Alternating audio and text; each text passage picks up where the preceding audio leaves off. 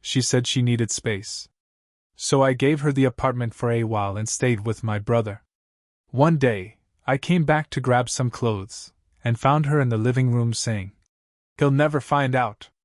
He's too busy being a good guy." She didn't even notice me until I said her name. What I did next made her fall to her knees. We were together for just under 2 years when everything fell apart. I met Julia at a friend's barbecue in Cedar Rapids. She worked long hospital shifts as a nurse and still managed to look put together every time I saw her. She had this calm way of talking, never rushed, never loud. I liked that about her. I'm not the most exciting guy. I work HVAC. I fix broken air systems, change filters, crawl under houses. Nothing special, but I'm reliable.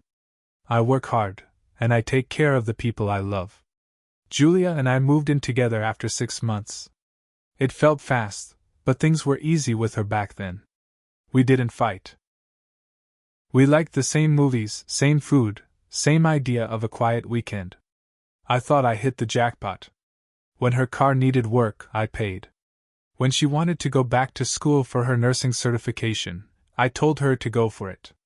I picked up extra shifts and handled more of the bills. I thought that's what you do when you're building something real. But something changed. Slowly, then all at once. She got distant. Would come home late without texting. Started taking her phone into the bathroom. That wasn't normal for her. I asked if everything was all right. She said she was tired. Said work was stressful. I didn't push. Then, out of nowhere, she sat me down one night and said, "I think I need space." We were watching some crime show on Netflix. She muted the TV and just dropped it. Said she felt overwhelmed. Said she didn't know who she was anymore. Said she needed time to figure things out. I was caught off guard. But I nodded. Told her I'd stay at my brother Eric's place for a while. Let her have the apartment. I didn't want to smother her. I thought maybe some distance would help. So I packed a bag that night. A few shirts, a couple jeans, my work boots. Left most of my stuff behind. I figured I'd be back in a few weeks. Eric gave me his spare room. We hung out after work. Shot hoops, played Xbox. I kept myself distracted. Every now and then I'd swing by the apartment when she was working to grab mail or clothes. I'd always text first. She was usually polite about it. But then came that Saturday. She didn't text back. It had been almost 2 weeks since I moved out. I figured she was just busy. I didn't want to blow up her phone.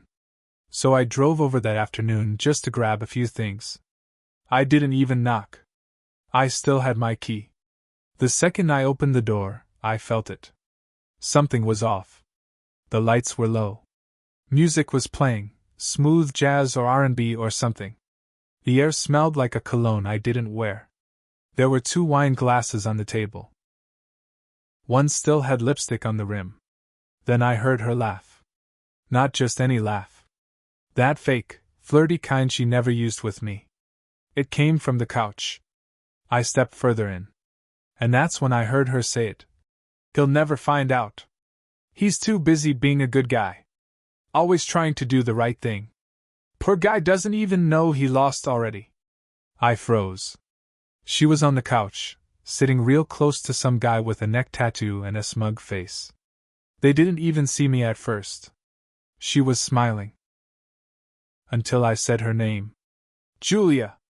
Her whole body jolted. She looked up, eyes wide, face pale like she saw a ghost. The guy stood up, defensive at first, until he realized who I was. "Yo man, I didn't know," she didn't say anything. I ignored him. My eyes were locked on her. She started rambling. Saying she was going to tell me. Saying she was confused. Saying it wasn't what it looked like. But it was exactly what it looked like. I walked past both of them, straight to the bedroom. Grabbed a duffel bag, threw in what I had left. Shirts, charger, my shaving kit. She followed me in, still trying to explain. "Alex, please. I was just so lost. I didn't mean to hurt you. I didn't answer. She reached out like she was going to touch me. I stepped back. You wanted space, I said. So I gave it to you. And this is what you filled it with. She went quiet. I walked out. The guy was still standing by the couch, looking awkward as hell. Right before I closed the door, I turned to her one last time. You won't hear from me again. But you will feel this. She didn't say anything. I left. That night I sat in my truck in Eric's driveway and thought about everything. I wasn't mad anymore. I was focused. She thought I was soft. She thought I'd disappear. But I wasn't disappearing. I was just getting started. I didn't go to work the next day. I told my boss I needed a couple days. He didn't ask questions. I'd been solid for years. That Sunday morning, I sat down with coffee in my brother's kitchen and started thinking. Not about how to win her back. About how to ruin what she thought she got away with. See, what Julia didn't know is I'd been paying attention all along. Quietly. I never confronted her when things felt off, but I noticed everything. The way her phone started flipping face down. How she changed her work schedule without saying anything. That sudden, girls' weekend, she took 2 months ago where no one posted a single photo. I had questions back then, but I trusted her. That was on me. But now I wanted answers. And I wanted her to feel what I felt. Not just for a moment, for a long time. So I started digging. First thing I did was go through our phone records. I still had access through the shared account. We were on the same Verizon plan. I pulled up the last 3 months of logs. One number kept popping up. Same area code. Over and over, late at night on her girls' weekend. Even during work hours. I plugged the number into Facebook. Took a little searching, but I found it. The guy's name was Zeke. He worked at a tattoo parlor on 33rd Avenue. A real original, tatted head to toe, rode a loud Harley, posted gym selfies with captions like, "Real recognize real." Suddenly, everything made sense. He wasn't just some rebound or one-night stand.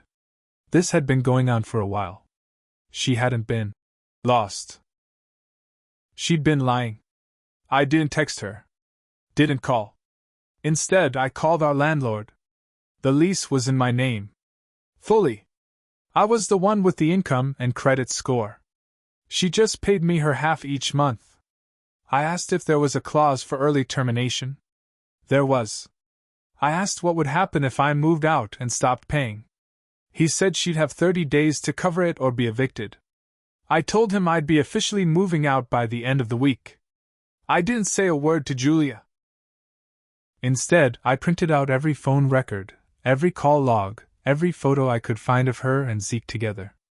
There weren't many public ones, but a few mutual friends had tagged them in group shots. Once I looked, they were all over. Then I drove back to the apartment on Thursday night when I knew she'd be at work. I still had a key. I let myself in. Everything looked normal. Quiet. That same damn throw blanket on the couch, like nothing happened. I packed the rest of my stuff. Took everything that was mine, down to the coffee mugs I bought. I left hers untouched. Then I left a manila envelope on the kitchen table.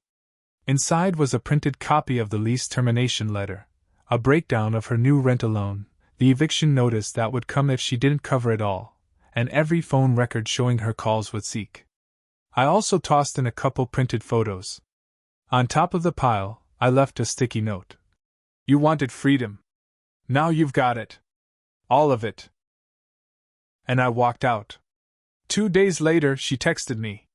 Julia, why are you doing this? Julia, you didn't have to be cruel. Julia, I made a mistake. I didn't reply. She called. I blocked her. She emailed. I flagged it as spam. Then she showed up at my brother's house. I didn't answer the door. Eric stood on the porch and told her to leave. She cried in his driveway. Said I was ruining her life. Said she lost her job because she couldn't focus. Said she had nowhere to go if the lease got cancelled. Eric just stared at her. You burned that bridge yourself, he told her. My brother gave you everything. She left. I thought that was the end. But it wasn't. Zeke reached out to me. That idiot had the nerve to message me on Instagram. Zeke. Yo bro, I didn't know she had someone. Don't take it personal. She said y'all were on a break? Zeke. Anyway, keep your head up. It happens. I didn't respond. I screenshotted it. Because now I had another idea. A bigger one. Julia was about to find out what it really felt like to be betrayed. And this time, it wasn't just about heartbreak. It was about making sure everyone saw her for who she really was. I thought she'd go crawling back to Zeke. But 2 weeks later, she posted a long, dramatic status on Facebook. Sometimes people will destroy you and act like you deserved it. I gave everything I had to someone who turned out to be just like the rest. I didn't comment. I didn't message her. But I noticed something in the photos she posted with it. She was in a different apartment. Smaller. Messier. A cracked mirror behind her. I figured she hadn't been able to afford our place alone. Looked like she had to break the lease or got pushed out. I found out from our landlord a few days later. He had to get a new tenant fast, and she'd left behind furniture and a bunch of clothes. Never paid the last month. She was spiraling. But that wasn't my goal. That was just part of it. Because Julia wasn't just some ex. She was known in our community. She worked with patients. She volunteered at church sometimes. People thought she was sweet, loyal, put together. And the truth is, I'd kept my mouth shut about her for a long time, even to my friends. So I changed that. I didn't smear her name publicly. I wasn't going to be that guy. But I started telling the truth when people asked what happened. Not with drama. Just facts. She said she needed space, so I gave her the apartment. Then I walked in on her with another guy. Simple. Clean. Direct. Word started to spread. Some of her friends, mutual ones, stopped talking to her. A few messaged me, saying they were sorry, that they had no idea what she was doing behind my back. One of them even sent me screenshots from a group chat she had with her friends last year. It was brutal. Julia. He's so damn boring. Like, yeah, he's sweet and works hard, but I feel like I'm dating a golden retriever. Julia. Zeke at least makes me feel something. He doesn't ask me how my day was like a dad LMAO. There it was. I'd been a punchline. To the woman I built a life for. That's when I decided to go deeper. Zeke worked at a tattoo shop not far from downtown. I looked up reviews, photos, everything. He wasn't the owner, just one of the artists. But I noticed something. His name kept showing up in complaints. Not big ones.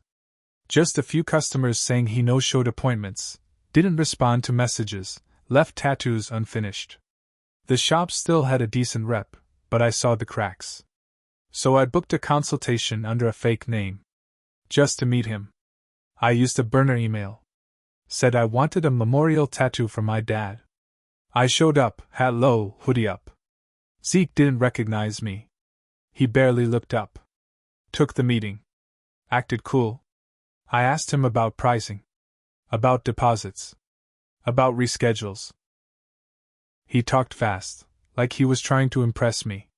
Didn't write anything down.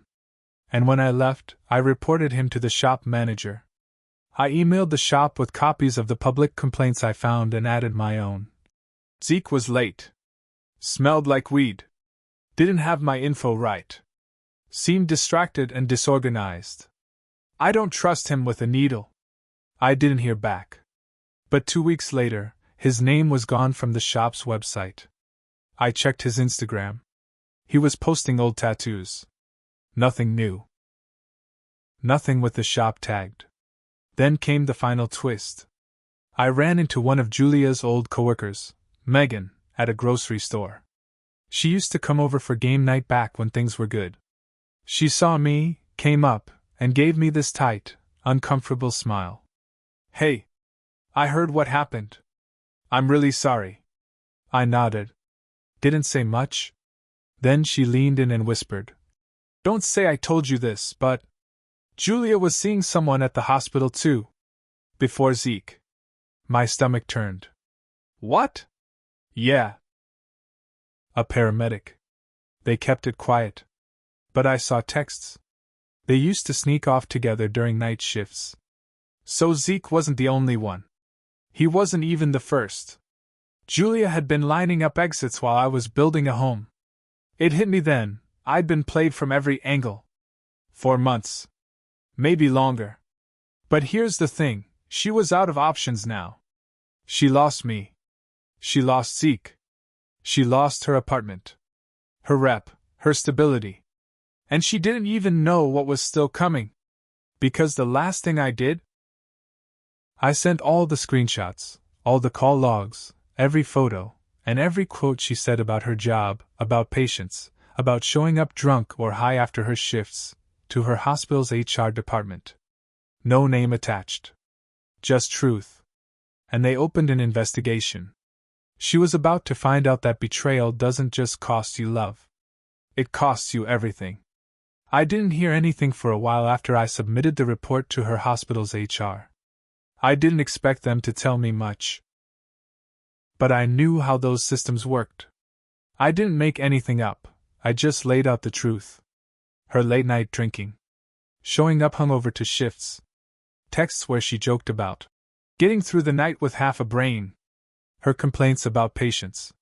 Calling an old man in hospice a whiny meat sack. In a group text.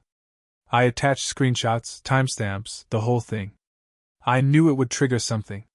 Julia had no idea who sent it. That was the best part. 3 weeks passed. Then I heard from Megan again. She messaged me. You didn't hear it from me, but HR suspended Julia. Pending full review. Turns out, someone leaked the reason to the staff. People started whispering. Her name was getting dragged. She went home early 2 days in a row. Then she just stopped showing up. Not long after, I got an email from the hospital itself, a mass hiring announcement. Her position was listed as open. That told me everything I needed to know. Julia lost her job. And the real kicker? A few days after that, I got a text from a number I didn't recognize. It was her. Julia. Was it you? Did you send that stuff to my job? I didn't respond. She sent another one. Julia. I know it was you. You win, Alex. You ruined my life. I hope you're proud. I stared at my phone for a while. Then I blocked the number. But yeah, I was proud. I never laid a hand on her. Never screamed. Never keyed her car. Never posted about her. I just told the truth. Piece by piece. Let it burn slowly. But here's the part one didn't expect. A few weeks later, I started hearing from people I hadn't talked to in years. My high school buddy Troy reached out, said he had a buddy who needed a full HVAC system in a building downtown. Offered me double my usual rate if I could get it done fast. Another guy I barely knew from church offered me a side job wiring smart thermostats in a new apartment complex he was managing. Then Megan texted me again. I know it's weird, but I always thought Julia didn't deserve you. You were too good for her. If you ever want to grab coffee and catch up. I said no to the coffee. I wasn't ready for that. But the rest? I leaned into it. My business started picking up. Word of mouth spread that I was the guy who handled things right. I wasn't sure what that meant at first. Until Eric said it to me plain. You didn't flip out. You didn't drag her through the mud. You just moved smart. And people respect that. Funny thing is, I didn't do it for respect. I did it because she played me like I was stupid. Like I'd roll over and stay broken. But I'm not the kind of man you throw away and expect to stay silent. As for Zeke? Last I heard, he was trying to start a mobile tattoo business. Out of his car. No license. No clients. Just Instagram posts and ego. And Julia? She moved out of Cedar Rapids. Her Facebook went quiet. Last photo I saw of her was from someone else's page. She looked rough. Thinner. Eyes sunken. Smiling, but empty. She got her freedom. Just like she wanted. And me? I got peace. Not because I forgave her. Not because I forgot. But because I made sure every single one of them felt what I felt: confusion, shame, humiliation, loss. That kind of pain doesn't go away quick. It lingers. And sometimes, the best revenge isn't loud. It's just watching everything they built on lies fall apart in silence. And walking away without a scratch.